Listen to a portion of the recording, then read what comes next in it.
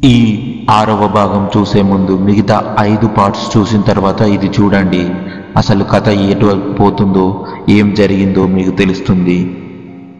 నాగవల్లి దేవి స్వయంవరానికి విచ్చేసిన మీకు స్వాగతం తెలుపుతున్నాం. మా వెంట రండి అని చెప్పి వాళ్ళని శవం లోపలికి తీసుకెళ్తుంది. వాళ్ళు లోపలికి వెళ్ళగానే ముందు వెళ్తున్న శవం మాయమైపోతుంది. పెద్ద హాలు పైన చుట్టూ గదులు, మధ్యలో మహల్, ఒక సింహాసనం, ఏదో కాంతి దాని మీదే పడుతూ ఉంది.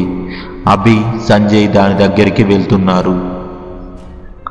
వాళ్ళ ముందు సడన్ గా ఒక ఎముకల అస్థిపంజరం వచ్చి వెళ్ళిపోతుంది. భయంతో వణికిపోతుంటారు.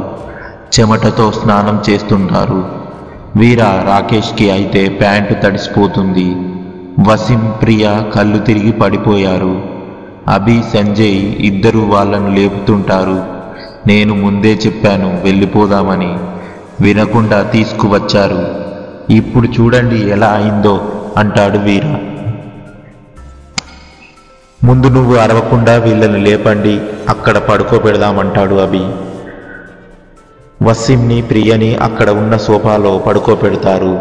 ఎంత లేపినా లేవకపోవడంతో ఏం చేయాలో తెలియక ఆలోచిస్తుంటారు. అంతలోనే వీర తన వద్ద ఉన్న మందు బాటిల్ని తీసి ఇద్దరి నోట్లో కొంచెం కొంచెం పోస్తాడు. వెంటనే వాళ్ళు మెలకువలోకి వస్తారు. ఇంతలోనే పైన గదిలో నుండి ఎవరో వస్తున్నట్టు, ఏడుస్తున్నట్టు వినిపిస్తుంటుంది. వీర మిగిలిన మందు మొత్తం తాగేసి, ఎవర్రా అది, దమ్ముంటే ముందుకు రండ్రా చూసుకుందామని అరుస్తాడు. రే, సైలెంట్గా ఉండరా అని వీరాని తిడతాడు. ఇంకో గదిలో నుండి కాపాడండి అని అరుపులు వినిపిస్తుంటాయి. అందరూ అక్కడికి పోతారు. తీరా అక్కడికి వెళ్ళి చూస్తే ఒక కుళ్ళిపోయిన శవం తాడును పట్టుకొని ఉయ్యాల ఊగుతూ ఉంటుంది. అది చూసిన ప్రియ వాంతులు చేసుకుంటుంది. అప్పుడే పక్క గదిలో నుండి గల్ గల్ మంటూ గజ్జల చప్పుడు మొదలైంది. వీళ్ళందరూ హాల్ మధ్యలోకి పారిపోతారు. సడన్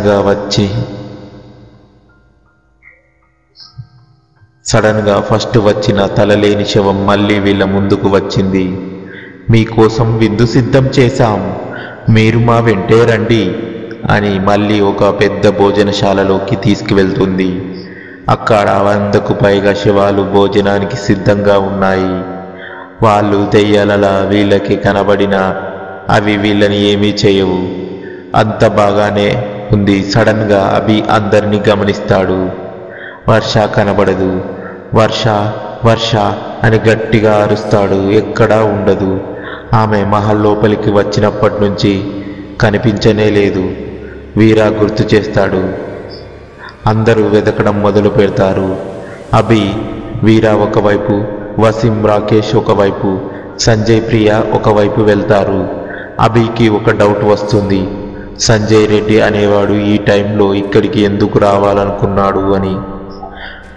మ్యాప్ తీసి బాగా గమనిస్తే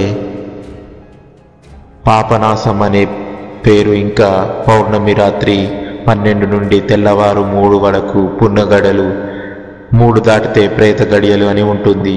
అది అవికి అర్థం కాదు. పుణ్య గడియలు పవిత్రమైన ఆత్మలు సంచరించే సమయం. పుణ్య గడియలు అంటే మనసులో ఎటువంటి కల్మషం లేని ఆత్మ.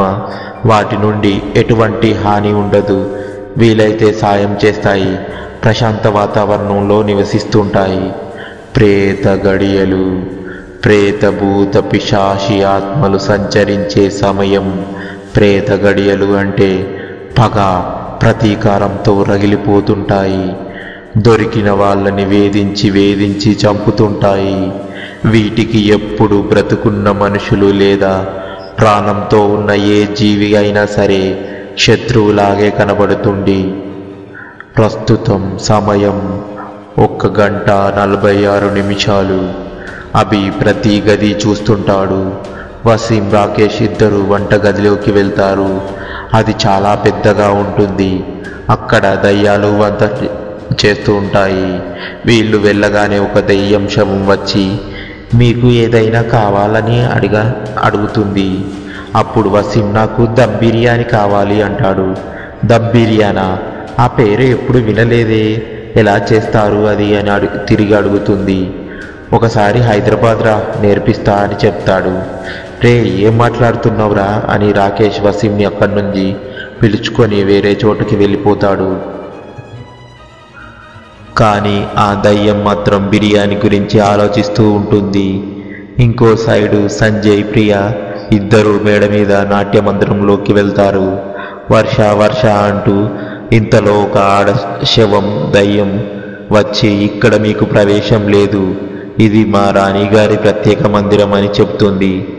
సంజయ్ ఆ శవం వాసన తట్టుకోలేక వాంతులు చేసుకుంటాడు. అక్కడే ఉన్న ఇంకో దయ్యం వచ్చి అది శుద్ధి చేస్తుంది. వాళ్ళిద్దరూ అక్కడి నుండి కిందకు వచ్చేస్తారు. అభి ఆ మ్యాప్లో ఉన్న పేరు గురించి ఆలోచిస్తూ సభా మందిరంలోకి వస్తారు. అక్కడ కూడా దయ్యాలు వాటి పని అవి చేసుకుంటూ ఉంటాయి. ఒక పక్క భయం ఉన్నా అవి వీళ్ళని ఏం చేయలేదనే ధైర్యం కొంచెం పుట్టింది. వర్ష కనబడలేదు, దిగులు ఉంటుంది.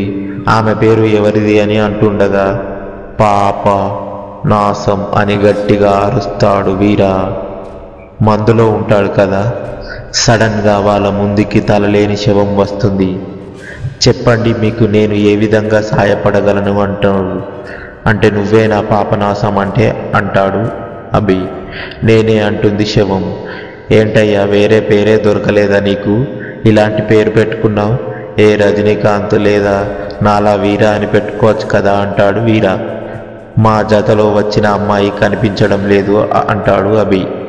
మీ చేతికి ఉన్న తాయెత్తు తీసివేస్తే మీలో ఏ ఆత్మ అయినా చేరుకుంటుంది.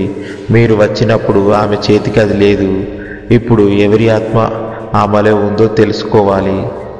రండి వెళ్దామని అభిని వీరాని ఒక ప్లేస్కు తీసుకువెళ్తాడు. అది యుద్ధ విద్యా మందిరం. అక్కడ చాలా దయ్యాలు కత్తి సాము నేర్చుకుంటున్నాయి. అక్కడే వసీం, రాకేష్, సంజయ్, ప్రియ నలుగురు వస్తారు. ఇక్కడ వెతకండి, పాపనాశం వెళ్ళిపోతాడు. అందరూ వర్ష కనిపించలేదనే ఆవేదనలో ఉంటారు. అంతలోనే అక్కడ పెద్ద గంట శబ్దం వినబడుతుంది. అప్పుడు అందరూ అక్కడి నుండి వెళ్ళిపోతారు.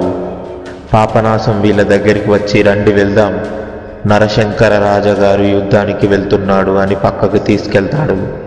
చుట్టూ సైనిక దెయ్యాలు చాలామంది వెళ్తూ ఉంటారు. కానీ రాజు కనిపించడు. సరిగ్గా చూస్తే తల మాత్రమే కనబడుతూ ఉంటుంది, బాడీ ఉండదు. వాళ్ళు వెళ్ళిపోతారు. వెంటనే వర్షాన్ని వెతకడం మొదలు పెడతారు. సమయం 3 గంటలవుతుంది.